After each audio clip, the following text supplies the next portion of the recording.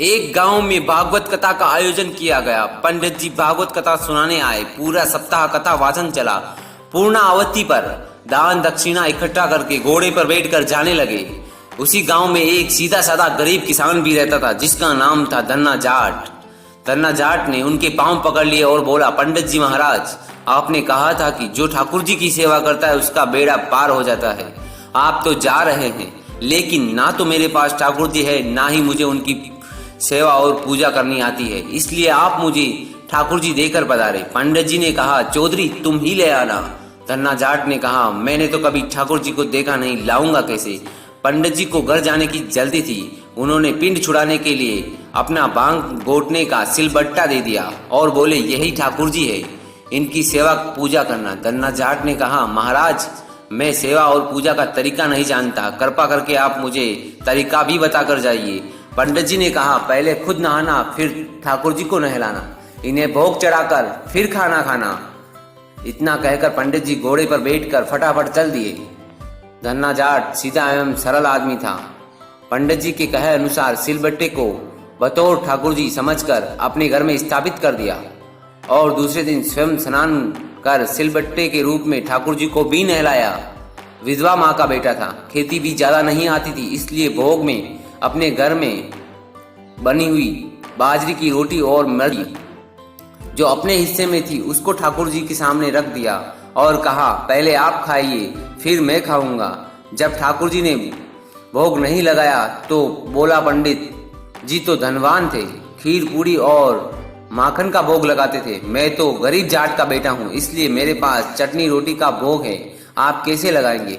पर साफ साफ सुन लीजिए ठाकुर जी, मेरे पास तो यही भोग है, खीर पूरी मेरे बस की बात नहीं। ठाकुर जी ने भोग नहीं लगाया तो धन्ना भी सारा दिन भूखा रहा।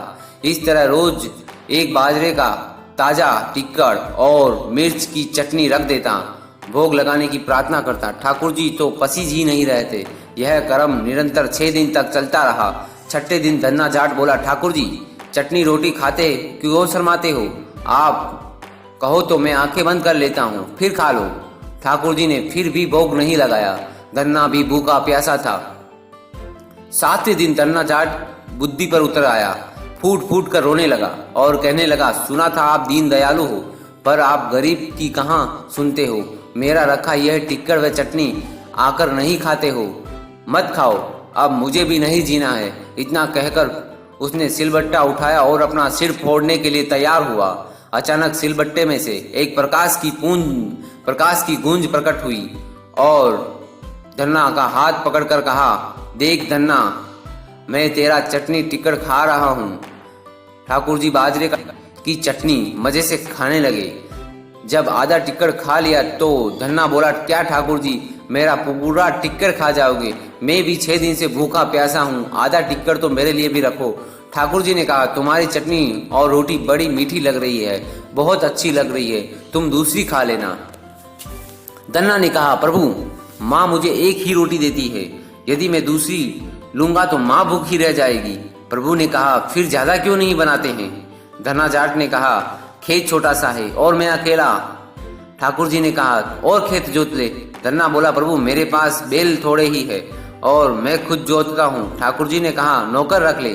धन्ना ने कहा, प्रभु आप तो मेरी मजाक उड़ा रहे हो, नौकर रखने की मेरी हैसियत कहाँ, 2 वक्त की रोटी ही हम खा ले वही बड़ी बात है, हम माँ बेटे इसी तरह जीते हैं।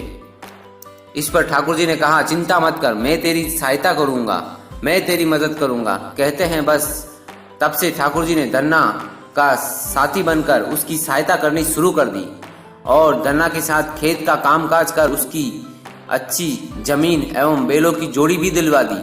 कुछ अरसे के बाद घर में गाय भी आ गई, मकान भी पक्का बन गया, सवारी के लिए घोड़ा भी आ गया। धन्ना एक अच्छा खासा जमींदार बन गया।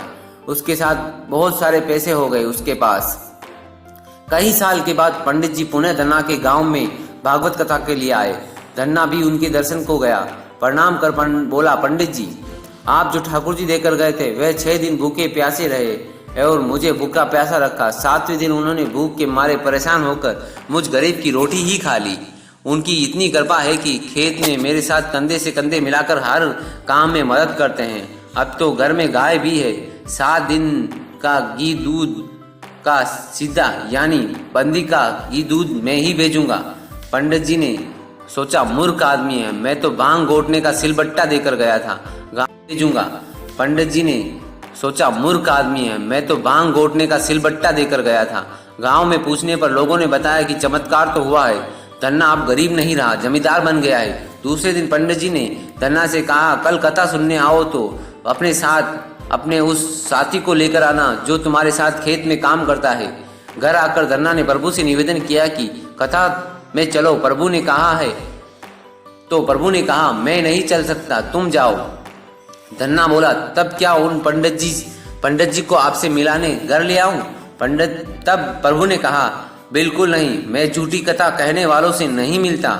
जो मुझसे सच्चा प्रेम करता है और जो अपना काम मेरी पूजा समझ के करता है, मैं उसी के साथ रहता हूँ। सत्य ही कहा गया है, भक्त के वश में है भगवान, भक्त के वश में है भगवान।